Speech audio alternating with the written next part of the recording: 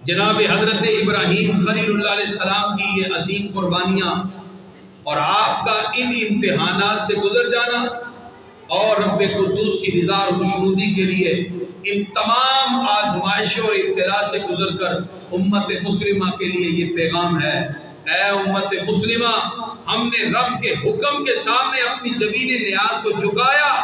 جب اللہ کا حکم آئے تمہیں بھی رب کے حکم کی تکمیل کرتے ہوئے ہر ادا کو اپنانے کی کوشش کرنی چاہیے۔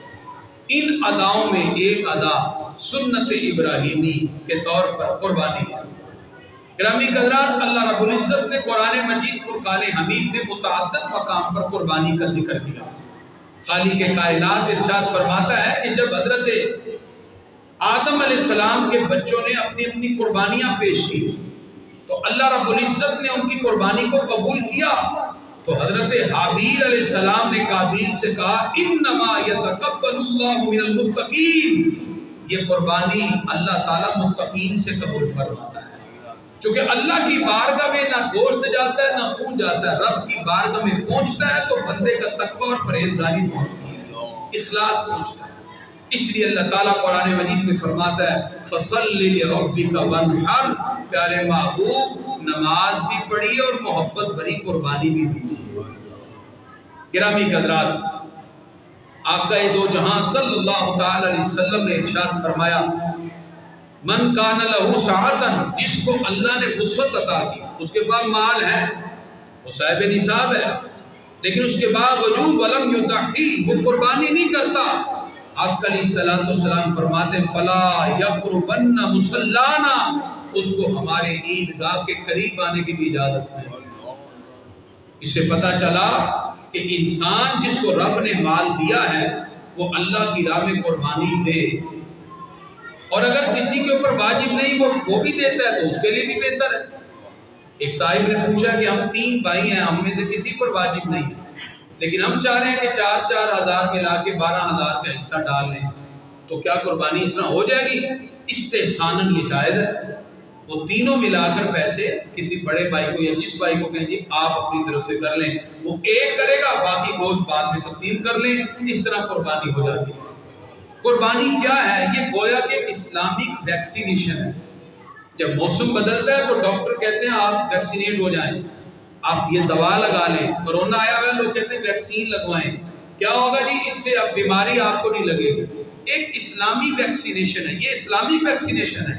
جب آپ قربانی دیتے ہیں، پورے سال میں آنے والی جو بیماریاں ہیں، تکلیفیں، وبائیں، بلائیں ہیں، اللہ ایک قربانی کے صدقے سب کو ٹال دیتا ہے۔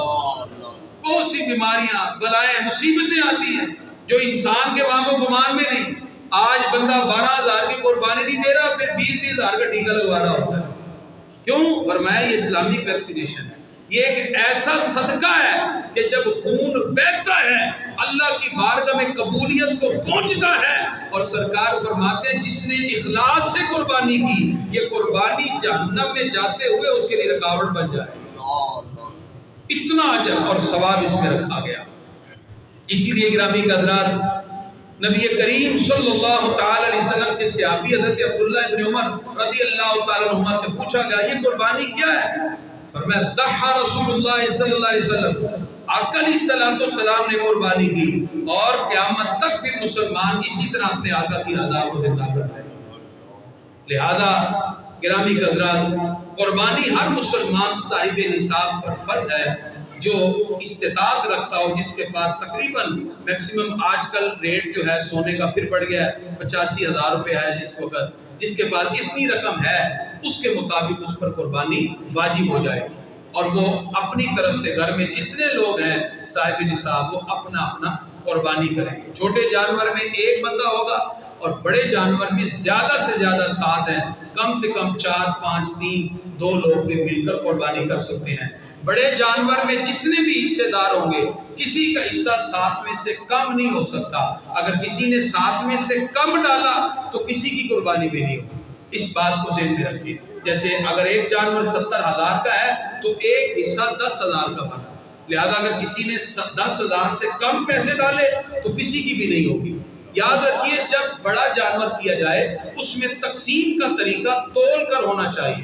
بعض احباب کہتے ہیں جی ہم آپس میں 4-5 لوگ مل کے کرتے ہیں اور ہم ایک دوسرے سے راضی ہیں، ہم ایک دوسرے سے ویسے اندازاً تقسیم کر دیتے ہیں۔ تو یاد رکھیے وراثت جو ہوتی ہے اس کی تقسیم ہو یا جانور کے گوشت کی تقسیم ہو، اس میں اندازہ نہیں کیا جاتا، اس میں پورا حساب کے ساتھ تقسیم ہوتی ہے۔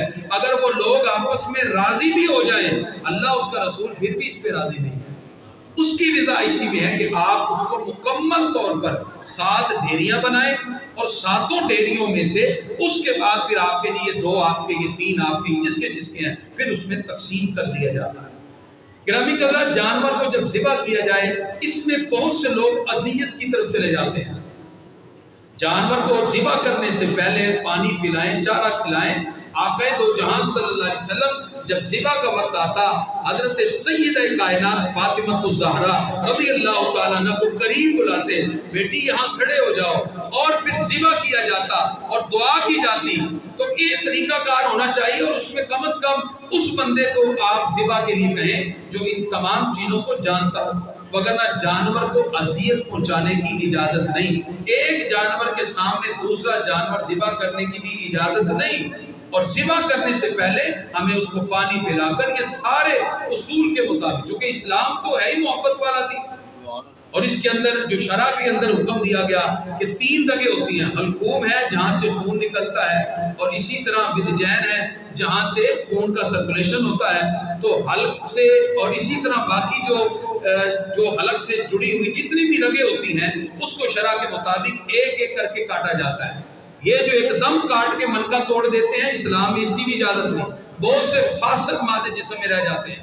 اسلام کی ہر بات میں خوبی ہے، یعنی جب ذبح کیا جائے حلقوم پہلے کاٹا جائے جہاں سے ہوا آتی ہے، سانس وغیرہ لیا جاتا ہے، اس کے بعد پھر دوسری رگیں، پھر اس کے بعد رکا جائے، پھر وہ آہستہ آہستہ ٹھنڈا ہوگا۔ اب جس وقت جانور ٹھنڈا ہوتا ہے وہ زور لگاتا ہے تو فاسد مادے خارج ہو جاتے ہیں، اس کے بعد پھر منکا توڑا جائے تو وہ ٹھنڈا ہوتا ہے۔ اور اگر ایک دم چھری پھیر کے آپ منکا توڑ دے تو اس کے فاسد مادے اندر گئے، میڈیکلی بھی پرابلم، رسول اللہ صلی اللہ علیہ وسلم کی شریعت سے بھی مخالفت، اسلام اس کی قطعی اجازت نہیں دیتا، اور اس سے جانور کو بھی اذیت پہنچتی ہے۔